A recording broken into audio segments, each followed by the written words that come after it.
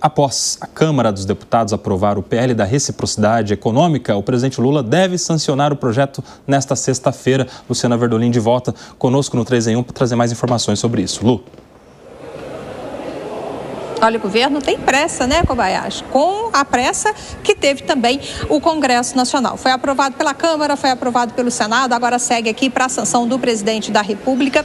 E a avaliação que se faz é de que é preciso ter normas, né, ter diretrizes para o governo reagir à decisão de taxar os nossos produtos, né, dos Estados Unidos, se essa for mesmo a decisão final da administração federal. Aqui dentro do Palácio do Planalto, o tema está ainda sendo tratado com muito cuidado, expectativa de novas reuniões na semana que vem, e até o vice-presidente Geraldo Alckmin, que tem acompanhado muito de perto toda essa questão, tem evitado fazer comentários nesse momento. Pela proposta que saiu lá do Congresso Nacional, caberá ao Conselho Estratégico da CAMEX decidir se adota ou não as contramedidas. No caso mais recente, a decisão de taxar em 10% as nossas exportações. A reação, de acordo com o projeto da Câmara e Senado, deverá ser proporcional ao impacto econômico causado pelas ações. E as decisões, elas deverão passar por consulta pública dos setores interessados. Então, o governo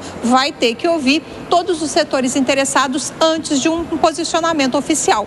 Mas haverá a possibilidade da CAMEX, de forma aí emergencial, adotar contramedidas em casos específicos até que essas audiências públicas sejam realizadas. O ministro da Secretaria de Comunicação do Governo, Sidônio Palmeira, disse que hoje não vai ter essa sanção, não. O presidente ainda vai analisar o texto, que ainda está sendo encaminhado aqui pelo Congresso Nacional. Expectativa de que isso aconteça amanhã.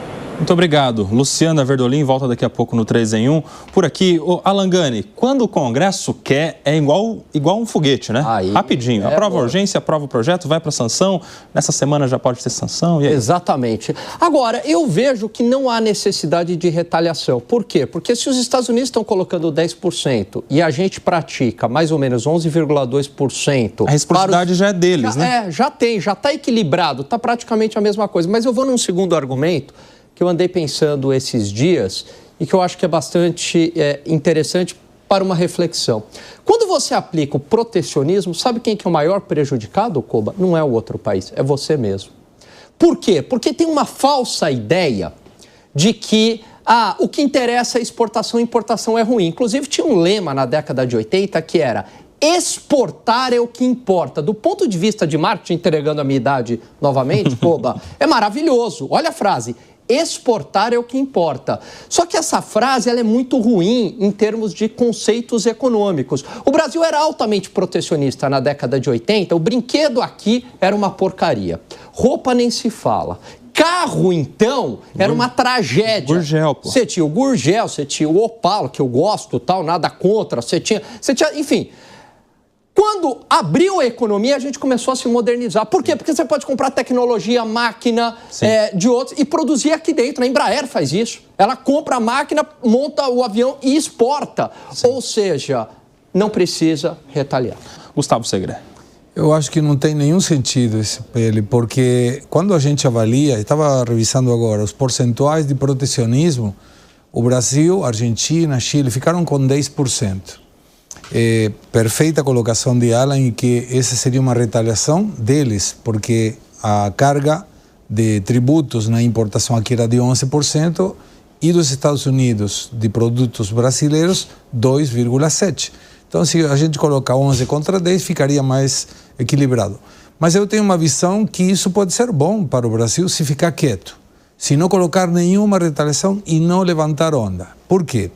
Quando você tem Estados Unidos taxa um produto de outro país por uma questão de reciprocidade às taxações que esse país está colocando nos Estados Unidos, ele não está equiparando por competitividade.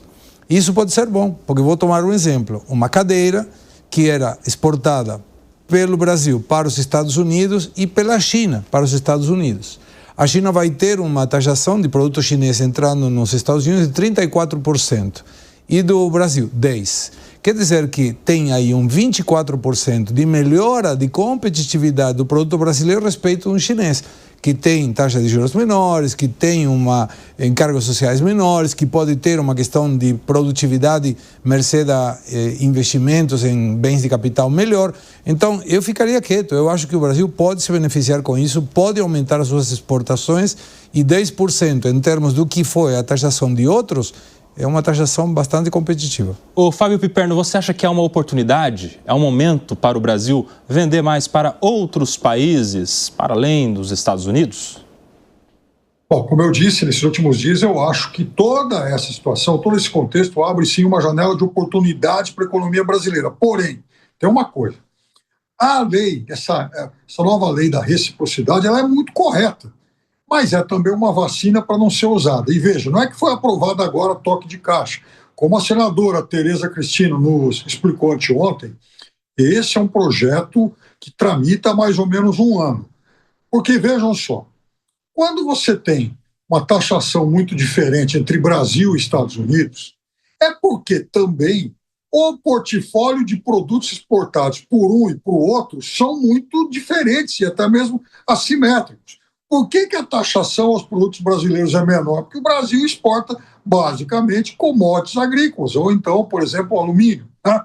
Então, são produtos de menor valor agregado. O Brasil, por sua vez, ele importa tecnologia. E no caso da tecnologia, os produtos naturalmente têm taxações maiores pelo mundo, não é só para cá não.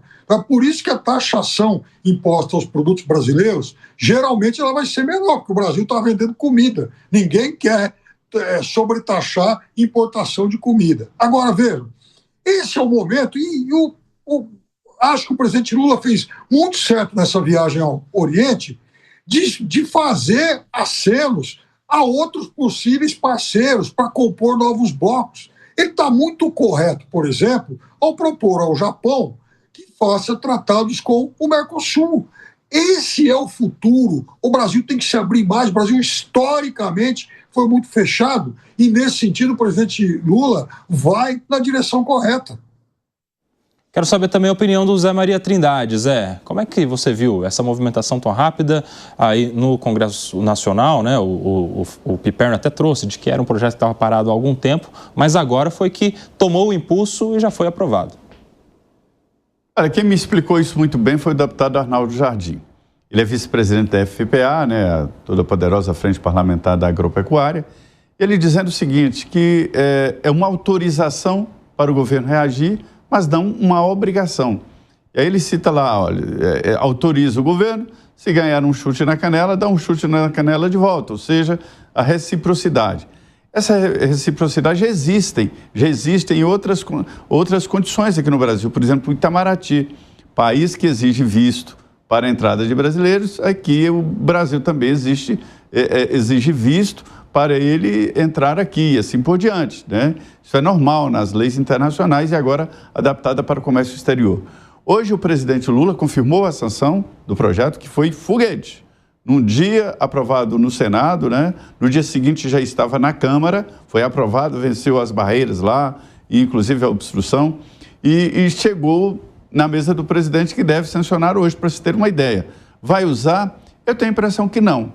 O presidente Lula hoje falou grosso, falou, eu não bato continência, usou o termo militar, para o presidente dos Estados Unidos, disse que não vai aceitar e tal, mas técnicos do governo estão indicando o contrário, de que o produto brasileiro está sendo menos taxados do que os produtos de outros países. Como nós temos a agricultura, por exemplo, não é só a agricultura, né, competitiva, isso pode melhorar a exposição do produto brasileiro em outros países e até para os Estados Unidos, porque vai entrar lá com a taxação menor do que outros países, por exemplo.